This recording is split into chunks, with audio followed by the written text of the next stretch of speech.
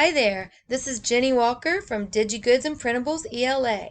Welcome to Argumentative Essay Writing, Segment 13, the conclusion paragraph. If you've found this video on YouTube, you can find a link to the workshop in the description. Conclusion. Conclusion paragraphs are very important. Your essay would sound strange without it. Think of the conclusion as the final opportunity to sell your audience on your argument. Have you ever watched a court case on TV? The lawyer gives a compelling argument to convince the jury to remember and agree with everything she said during the trial. But she would never introduce new information in the closing argument, but rather she would reiterate the key points and then tell the jury what they need to do, or pose a solution. Here are the elements you should include in a conclusion paragraph. You should always restate the thesis in a freshly worded way. It's not okay just to rewrite the thesis statement. You have to put it in a new, fresh way. You should sum up your strongest key points. Sometimes you should pose a solution, but not every topic needs for you to pose a solution. Sometimes it isn't really applicable. And if possible, you should always bring the hook back around to make your essay full circle. That's an advanced writing technique, and we'll discuss that further. First of all, pause this video to watch this funny and informative video that will help get you acquainted with argumentative or with conclusion paragraphs. Go ahead and pause now. Okay, let's just reiterate those steps one more time so that you're very clear about how to write a conclusion paragraph. 1. Restate your thesis, but in a new way. It's not okay to repeat your thesis. It might help to use a thesaurus for synonyms. That is words that are the same, that mean the same thing as your important words. 2. Summarize your major points. Do this by rewriting the main points of your topic sentences from the body paragraphs in 2 or 3 sentences. Again, do not just simply rewrite them. You must find a way to say it freshly. And very important, no new information in the body paragraph, ever. Explain the significance of your key points. Imagine that you present your argument and someone says, "So what?" So you need to convince them why it's important. That's kind of like what a conclusion paragraph is. And then finally, revisit the theme of your hook. Look for the bigger pictures of the themes to connect. Note, there is no correct or incorrect order for the elements of a conclusion paragraph. It's a matter of style. However, it's often most powerful to revisit the theme of the hook and make the big picture connection in your very last sentence. The following slides will allow you to write your conclusion paragraph in pieces so that you include all of the necessary elements. We will start with restating the thesis. Scroll down and let's take a look at how specifically to do this. Let's look at an example of a thesis statement that has been restated. Here's the thesis statement. School uniforms have been shown to improve academic achievement in students and also help to alleviate bullying. Therefore, all public schools should take the SMART route and require students to wear them. So that's the thesis, and if I want to say that again, but I want to put it in a new, fresh way, in a way that sounds like I'm ending the essay, I might say this. With all that evidence that points to the safety and benefits of requiring school uniforms, it would simply be irresponsible for school districts to ignore this obvious solution. So you see, I'm really saying the same thing, but in a different way. Your turn. Practice your thesis statement or paste your thesis statement in the box so that you can use it for reference, and then practice restating it in a fresh new way. Go ahead and pause this video and take all the time you need.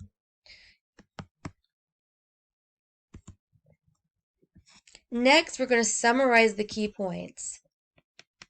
It's fine to only sum up 2 or 3 of your strongest points in the conclusion, but you must do it in a way that signals you're ending the essay. It needs to sound final. A clever way to get this tone is to use the transitions from the conclusion starters, and I'll show you that slide next, or soon. So use them to transition into your key points, and here's an example. As you can clearly see, that's the tradition. School uniforms can save students from crime and bullying that no child should ever face. Also use strong, compelling language such as I did in this example. Go ahead and pause this video and use these interactive text boxes to summarize your key points.